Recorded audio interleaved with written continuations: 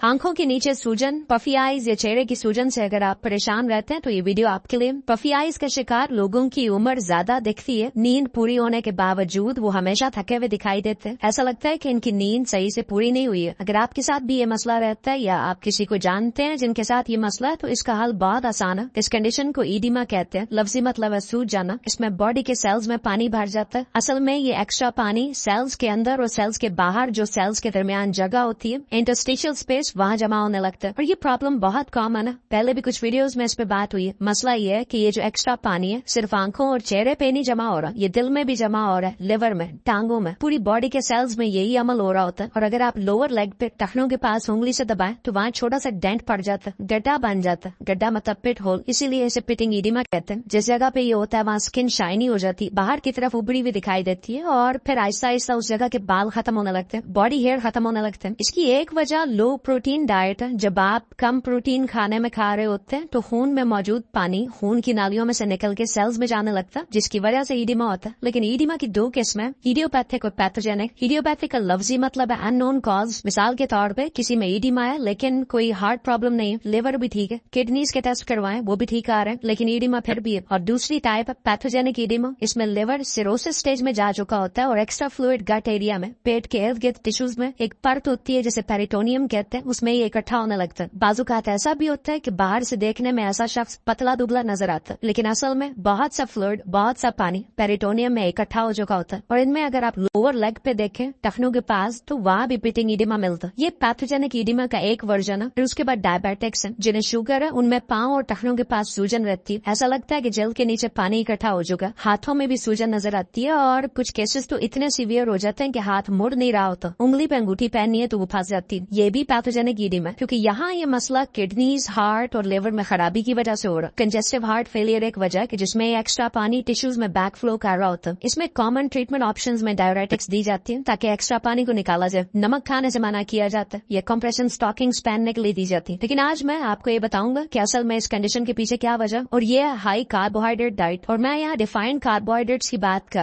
Fruits और vegetables से भी कार्ब्स मिलते हैं, उन्हें मैं इसमें शामिल नहीं, क्योंकि यहाँ जो खाना खाया जाता है एक एवरेज इंसान दिन में 400 से 500 ग्राम कार्ब्स खा लेता है। इसमें आप मैदा भी शामिल कर लें, चीनी भी शामिल कर लें, और 1 ग्राम कार्बोहाइड्रेट 3 ग्राम पानी को होल्ड करके रखता है। और बॉडी में ये कार्बोहाइड्रेट्स एक फोम की तरह मसल्स में, लिवर में और इर्द गिर्द के टिश्यूज में पानी को रोक के रखते हैं। फिर कुछ लोग स्नैक्स के तौर पे खाने के अलावा दिन में कई बार फ्रूट्स भी खाते हैं। फ्रूट्स की बात करें तो एक सेब में तकरीबन 19 ग्राम शुगर होती है। तो अगर आप दिन में 3 बार खाना भी खा रहे हैं और स्नैक्स में फ्रूट्स भी खा रहे हैं तो पूरा दिन इंसुलिन स्पाइक रहता है, इतनी ज्यादा शुगर इंटेक की वजह से। और इसकी वजह से फ्लूइड रिटेंशन होता है। सिर्फ ये प्रैक्टिस अगर आप छोड़ देते हैं तो बहुत जल्दी फर्क महसूस करेंगे कि जो एक्स्ट्रा पानी जिस्म में जमा हो रहा है ये बाहर निकलने लगेगा। और कोशिश करें दिन में सिर्फ 1 बार ही खाना खाएं। ओमैट प्रैक्टिस करें, मैं खुद ऐसा करता हूँ। दिन में 16 घंटे आप कुछ नहीं खाते, 8 घंटे की विंडो में खा सकते हैं। इस फ्लूइड रिटेंशन के साथ साथ इन्फ्लेमेशन भी आती है, जिस्म में सोजिश आती है और इस सोजिश की वजह से बॉडी पानी मजीद होल्ड करने लगती है। दूसरी जो चीज है वो ये कि जो हाई कार्बोहाइड्रेट डाइट है ये नमक को रोक के रखती है, और जहाँ सोडियम जाता है वहाँ पानी आता है। इस सोडियम की वजह से बॉडी ज्यादा पानी होल्ड करने लगती है, बॉडी में पोटासियम कम होने लगता है, पोटासियम रिजर्व्स डिप्लीट होने लगते हैं। तो जितने ज्यादा रिफाइंड कार्ब्स और जितनी ज्यादा शुगर आप लेंगे उतना ही पोटासियम कम होता जाएगा, और पोटासियम हेल्प करता है इस एक्स्ट्रा पानी को बाहर निकालने में, इसके इकट्ठा होने को रोकता है। तो यहाँ जो सूरत हाल बन जाती है वो है ज्यादा सोडियम और कम potassium. Sodium potassium ratios imbalance हो जाती है। एक एवरेज इंसान को रोजाना 4700 mg पोटासियम की जरूरत होती है। और अगर आप अपना फूड चार्ट बना लें, जो खाना आप खा रहे हैं और खाने से पोटासियम ले रहे हैं वो देख लें, तो ज्यादातर लोग पोटासियम इंटेक पूरा नहीं कर रहे। तो पोटासियम जो है वो टॉप ऑफ द लिस्ट रखें मैक्रोन्यूट्रिएंट्स में, और इसका पूरा होना जरूरी है। मैग्नीशियम हमें 450 mg चाहिए होता है, विटामिन सी 70 mg, लेकिन पोटासियम सबसे ज्यादा चाहिए होता है। कुछ स्टडीज भी सामने आई हैं जिसमें ये जिक्र किया गया है कि pre historically potassium intake 11,000 mg per day तक था इंसानों का। और वजह बहुत सीधी है, सादा खाना, रिफाइंड और प्रोसेस्ड फूड्स का ना होना। लोग सब्जियां,